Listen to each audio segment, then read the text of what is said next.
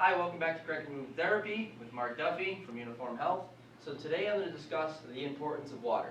And you may say, oh, well, that's a broad topic, but bear with me. So we'll bring one context. You ever lift, let's say you squat, right? You go into a squat, you do a couple heavy squats, all of a sudden you're thirsty as hell.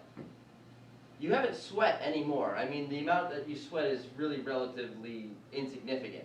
But you're still very thirsty. From just a moment ago, you didn't have any thirst at all. Why is that? Well, that's because you've actually enlarged yourself. You physically have moved water from your bloodstream into your legs. And as a result, your brain perceives this change in osmotic balance, basically the amount of water that it can sense, and realizes, I have less water. So your hypothalamus makes you feel thirsty. And so therefore you get water. Now, this works in a different contrast, and that is, you ever walked outside on a really cold day, you get that chill go down your spine, and then all of a sudden you need to pee. Well, it's the exact opposite. You have vasoconstriction occurring in your skin, and that water is now being shunted into your bloodstream, and now your brain perceives that you actually have an excessive amount of water. Now, there's different hormone regulations, antidiuretic hormone, diuretic hormone and stuff, but that's the physiological component of that need for water, that thirst, and also that lack of thirst. So the next thing we're going to talk about is basically injury prevention. So now think about this. You have a rubber band, right? Now this rubber band, it's very well hydrated. It's elastic. Now, if you ever let a rubber band sit out for too long, maybe in the sun, or if it's just old, you realize it's really dry. Well, think about this. If your muscles aren't fully hydrated and you go to lift, those are basically like really dried up rubber bands, and they're a lot more likely to tear. They don't operate in the same context. They're just as strong as they were before, but they're not as elastic, and as a result, when you try and pull on them, they break rather than actually do the proper contraction. So that's why doing a regular lift and getting a light pump in your legs will help the injury prevention. And this is also why you see that you have the most proper instance of this is bodybuilders when they're coming off a show. They're in a state of typically extreme dehydration, or going into a show. They're in a state of extreme dehydration.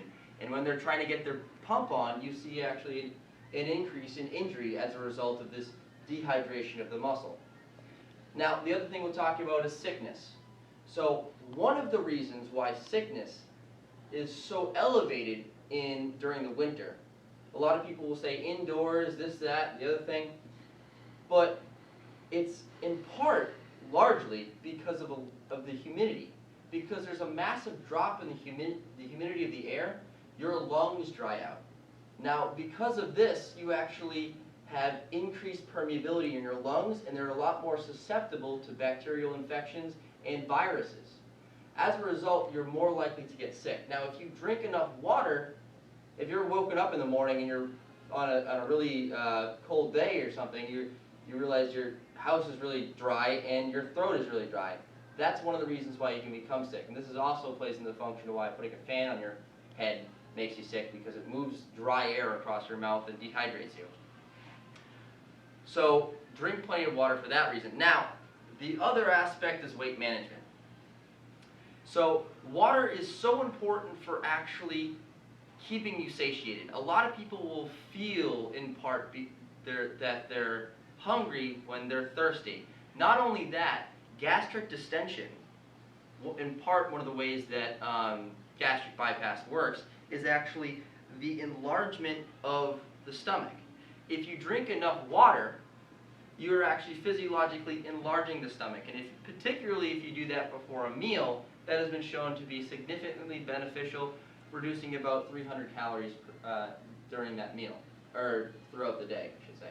Now, it works even better if you take that with a fibrous component. So if you drink water and then have something like oatmeal, that's a very bolus and large lump of material that doesn't easily get broken down. But nature has developed one of the best ways to satiate you, and that is combining fiber and a high water content, and that's in fruits and vegetables. Fruits and vegetables have very high water content and very high fiber content, and therefore they'll keep you full for a very long time. So thank you very much.